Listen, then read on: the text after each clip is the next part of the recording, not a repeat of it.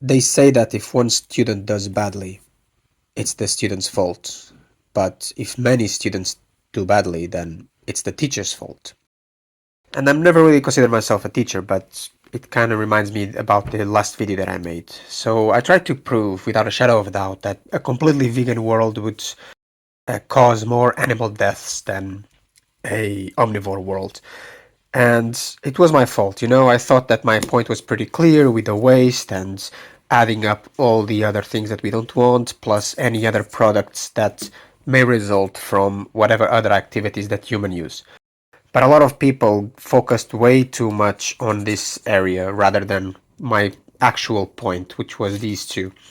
So if you guys see, I made a new graph, and we're gonna keep it very, very simple. Let's imagine that you are an amazing chef. Okay, you are such a good chef that you have a restaurant for 8 billion people. Okay, 8 billion humans. Look at that cool image. So you, as a chef, need to feed all these people, and you have a choice. Okay, you can feed them crops, vegetables, cereals, fruits, nuts, whatever.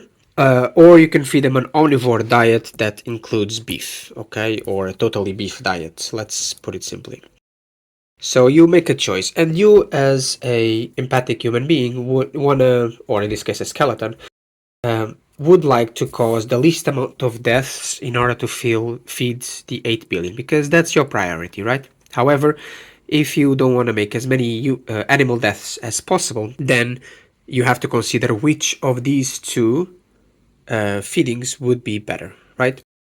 The people on the carnivore diet will tell you, oh, crops are terrible because they cause a lot of crop deaths, and a lot of animals die from pesticides and crop protection and whatever, right? Whilst the vegans will say, well, you're also killing the cows, so even if you would feed them grass fed, you still have to grow that grass, and it would cause basically the same problem plus the number of cows. And you can tell by this graph, it's very simple. Okay, number of deaths to feed humanity. If you would grow crops, you would cause a certain amount of deaths. If you could make cows appear out of nothing and just kill them in order to feed humanity, you would kill way less animals as a result. But of course, the vegans will say, oh, the cows don't show up out of nothing. You have to account the cows' deaths plus the crop deaths that you need to feed them. So, in the end, you are gonna create way more deaths than if you would feed them just crops. Okay, this is a valid argument, and you as a chef take into consideration this. You as a chef, you don't care about any other morality, you're just a skeleton, you're not even human, right? So you only care about total number of deaths. Which diet causes less deaths? And you believe the vegans, and you say, okay, very well. Uh, this makes sense, right? Cows would kill the number of cows plus all the crop deaths, while crop deaths would only kill these ones. So it would be more morally to feed humanity with just crops. Okay, you reach this conclusion. Very well, amazing. So you feed everyone, you make an amazing vegan meal for everyone, and everyone is happy. You don't care about any other factor. You only care about you reduce the amount of deaths. Cool. Okay. Now, next day, tomorrow, you have the same issue. You are a chef and you are feeding 8 billion people. And again, you have the choice of crops or beef. However, there is a third contender now. Waste or trash. Because when you used all these crops to cook your delicious food, there's a few things of the crops that you cannot use. In the previous video, I gave the example of the cob on the corn, or the leaves, or the shells. These are foods that humans cannot and should not eat because they're either toxic or they're too fibrous. They're just not good for your health, so you cannot really feed them to humans. And so you have this huge pile of waste of shells, skins, pits, and stems and leaves. So many different things that are in this pile.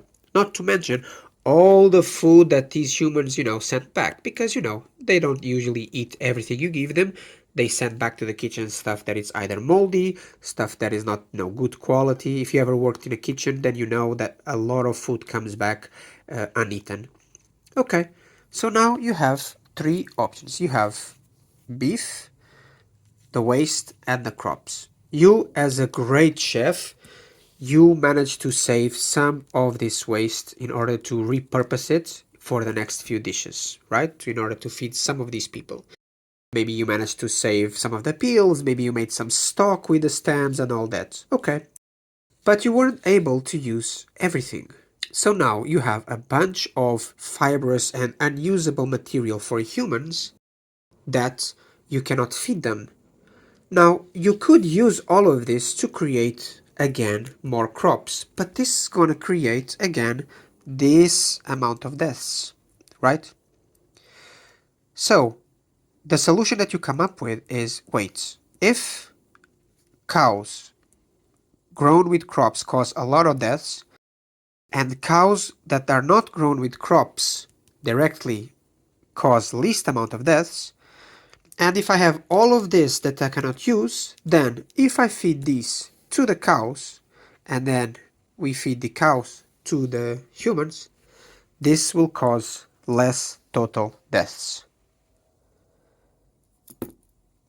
Is this simple enough? Is this simple enough to understand?